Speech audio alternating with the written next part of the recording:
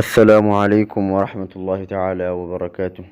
دي ቻናላችን ተከታታዮች ቻናሉን ሰብስክራይብ፣ ላይክ እና ሼር በማድረግ ይተባበሩ።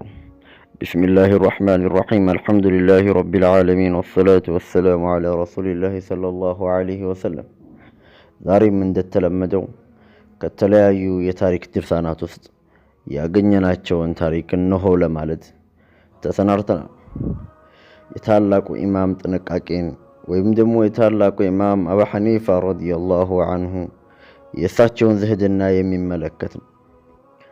በአንድ ወቅት ኸሊፋ መንሱር ለአቢ ሐኒፋ ረዲየላሁ ዐንሁ 3000 ዲርሃም እንዲሰጣቸው አደረገ። ኸሊፋ መንሱር በሰዓቱ ከነበሩ የሙስሊም ገዢዎች ውስጥ ትልቁ የሚባል አሚር ነበር። አቡ ሐኒፋ ረዲየላሁ ዐንሁ ነፍሳቸውን እንዲህ ሲል ጠየቁ፣ እንዴት ይህን ሁሉ ብር ትወስዳለህ ያ አቡ ሐኒፋ?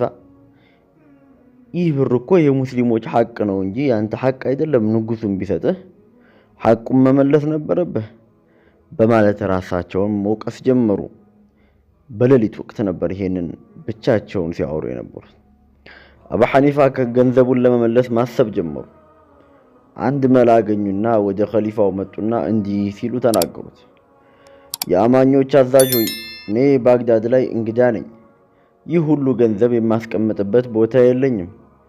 ገንዘቡን በሙስሊሞች ግምጃ ቤት ይቀመጥልኝና ስፈልገው ደግሞ እጠይቃችሁና ወስዳለሁኝ በማለት ሐሳቡን ያቀርቡለታል።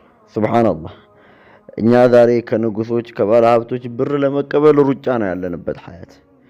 እነሱ ደግሞ ብሩን ከተቀበሉ በኋላ ስበብ አሳበው በተለያዩ ሰበብ ፈጥረው እንግዲህ ብሩ ከእጃቸው እንዲወጣና መልሰው ለመመለስ ጥረት እያደረጉ ነው። ያለንበትን ልዩነት ሁላችንም መመልከት ነው። እንግዲህ ያቀረቡትም ሐሳብ ተቀባይነት አገኘና ኸሊፋው ተስማማላቸውና ገንዘቡን በግምጃ ቤት ውስጥ አስቀመጡት። ቀናት አለፉ። አቡ ሐኒፋ ረዲየላሁ ዐንሁ ገንዘቡን ሳይወስዱት ወደ አኺራ ተሻገሩ። አወለም መጀመሪያም ገንዘቡን ግምጃ ቤት ያስቀመጡት ሊወስዱት አልነየቱም፣ ለመመለስ ፈልገው ነበር እንጂ እንደ ሐሳባቸውም ገንዘቡን ሳይወስዱት ወደ አኺራ ሄዱ።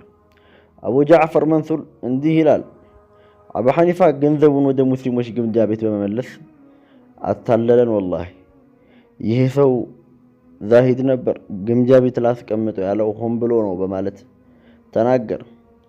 መውሱዓቲል አኽላቅ ወህዚህ ወረቃት ከተሰኘው መጽሐፍ ላይ የተወሰደ ነው። እንግዲህ ከዚህ ታሪክ ላይ ሁለት ነገሮችን መማር እንችላለን። ዓሊሞቻችን ነፍሳቸውን በብርቱ ስለመተሳሰባቸው ዒልማቸው እንዲባርክላቸው በርካታ የአላህ ፈድል እንዳገኙ እንረዳለን። ሌላኛው ደግሞ ሁላችንም የሚገርመው ነገር ደግሞ ራሳቸውን ሲያረሙ ሌላ ሰው እንዲያውቅላቸው አይጥሩም ነበር። ኸይር ስራቸውን ሌሎችን በማታለል ደበቁት። ዛሬ ብዙ ቦታ የምናታለው ሸራችንና ተንኮላችን ለመደበቅ መሆኑ ትዝ ሲለን ሁላችንም ከመተከዝ ውጭ ምን አማራጭ አለን? እነሱ ደግሞ ኸይር ስራቸውን ይደብቃሉ።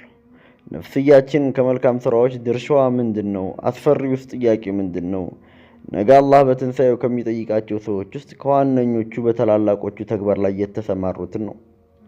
አሊም፣ ቀሪዕ፣ ሀብታም፣ አሚር የሆነ በገንዘብ ላይ የሚሰራ ሙጃሂድ ከነፍስ በላይ ለእምነቱ የሚከፈል ነገር የለም። ወላኪን ሙጃሂድም ቢሆን ይጠየቃል። ያችን ነገር በእኽላስ ያደረገው ለዘር ብሎ ነው የተዋደቀው ወይስ ለቤተሰብ ብሎ ነው ወይስ ለገንዘብ ብሎ? ይሄ ሁሉ ሳይጠየቅ ሙጃሂድ እንኳን ቢሆን ከአላህ ውጭ ካደረገ እኽላስ ከሌለው ወደ ጀነት አይገባም። ነፍስያ ፍላጎቷ ሰፊ ነው። ለዚህ ነው ኸልቅን ሳይሆን ኻሊቅን ያተኮረ ስራ ትሰራ ዘንድ መትጋት የሚያስፈልገው።